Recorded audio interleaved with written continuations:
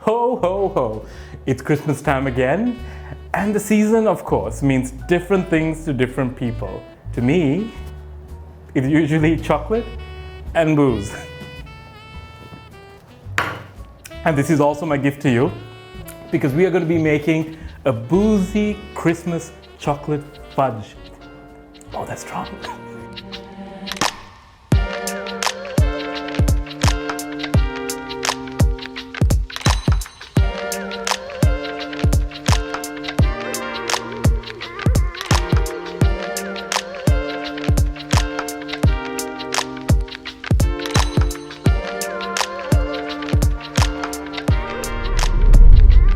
So to kick off this recipe, we are going to take a little trip down memory lane and salvage a little artifact from our childhood. And that comes in the form of these glistening red maraschino cherries.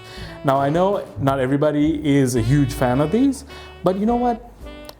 They still have a special place in my heart to this day. Just because, well, of course, all the nostalgia. And you know, for something like the dish we're making, where we're going to have really dark chocolate, we want a red that can really hold up to that and contrast really nicely, and this does just that. And also, unlike fresh cherries, these are not going to disintegrate with the heat, so love them for both those reasons. So cut them into quarters, because while you want a mouthful of cherries in each bite, you don't want it to be the only thing you taste. So quarters seems about just the right size for this. And just go through the whole lot. And what we're going to do next is dump these in a little glass bowl. And this is roughly about 100 grams, give or take.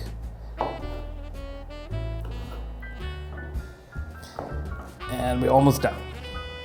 And they're very, very sticky. So make sure you have a sink nearby. And so once we're done, straight away into our bowl. And here comes the part that I promise, the booze. I know what you're thinking. No, it's not brandy. It's actually arak. And this is my little Sri Lankan secret. And we're going to drown these cherries in arak. And guess what? It works beautifully with chocolate, as well as brandy or anything else that you could imagine. And while these beauties soak up this heady goodness, we're going to move on to actually making our chocolate fudge now. So and now, straight away onto our fudge. And we just need a handful of ingredients for this: condensed milk, good quality cooking chocolate, semi-sweet, dark if you prefer, no problem, it's up to you, and a pinch of salt that we're going to use as well. So grab your spoon, get your heat up, and we do it on a medium-high. Pop open your can.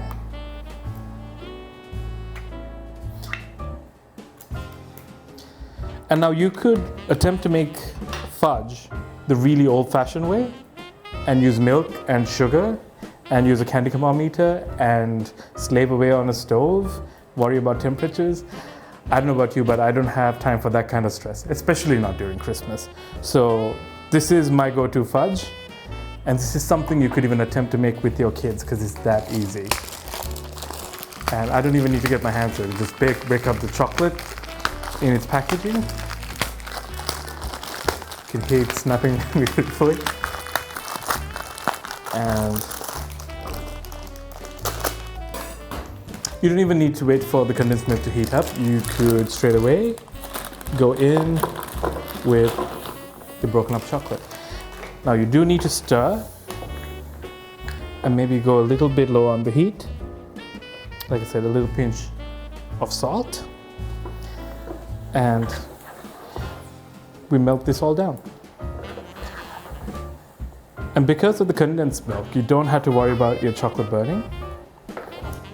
And all we're trying to do here is get everything to melt. That's basically it. There's really not much cooking going on per se. And this happens really quickly. We're almost done.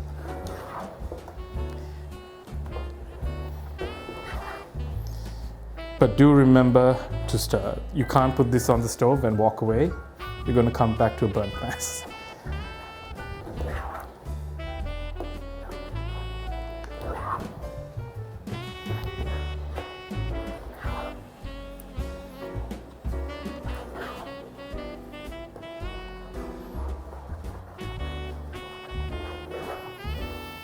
So what we've done is we've used about 400 grams of chocolate to, well, let's check this, about 390 grams, so about 400 grams of condensed milk, so it's almost 1-to-1, so that's an easy ratio for you to remember as well.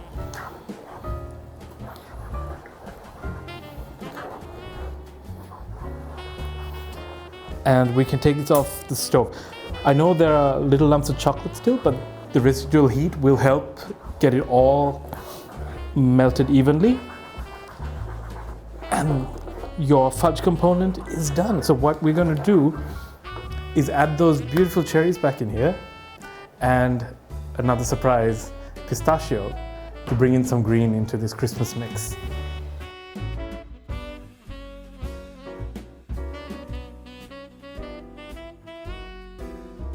So once we get this off the stove, before it cools down too much, we're gonna get back our beautiful cherries, and we're gonna strain the arrack off. I know, I would love to mix it all in, but the liquid would make the fudge too runny and it's not gonna set, and it's gonna be way too soft, and you're not even gonna be able to cut it, so you would want to do this step, although it's tempting not to. And these go straight in the fudge.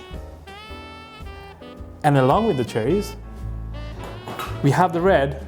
We also need green to make Christmas. So I have some pre-roasted pistachio, one of my favorite nuts of all time. And we need about 100 grams of this to go in there. No need to chop, just toss them right in and give it a good stir.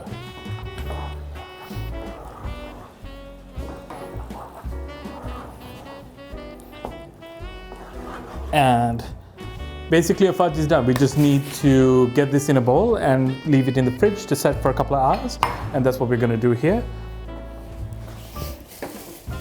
But you would want to make sure, whatever pan you're using, that you're going to line it with baking paper or parchment paper.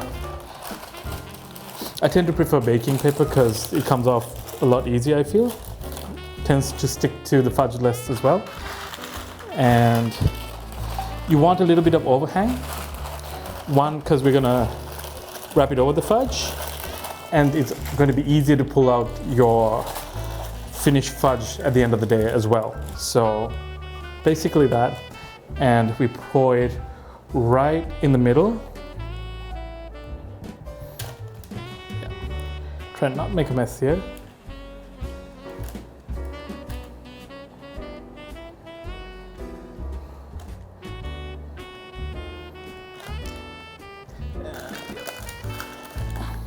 Try being the operative word.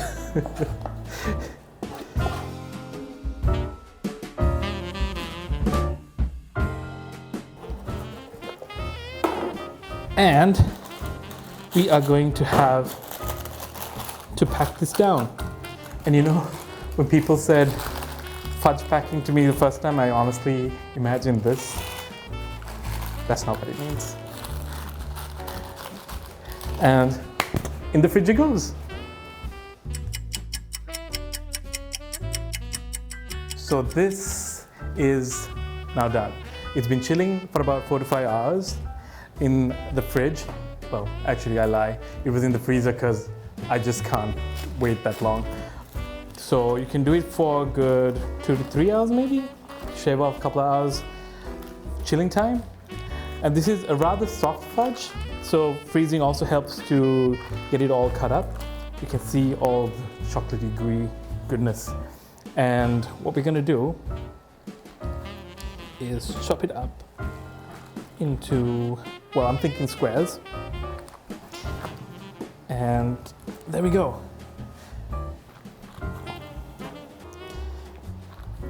Oh, I can see the beautiful pistachio peeking out. As you can see, the whole process was just so easy. This is something you could whip up at a moment's notice with, like I said, your kids and create memories. That's what Christmas is all about, right? And I am going to have myself, oh, this is very gooey, a piece.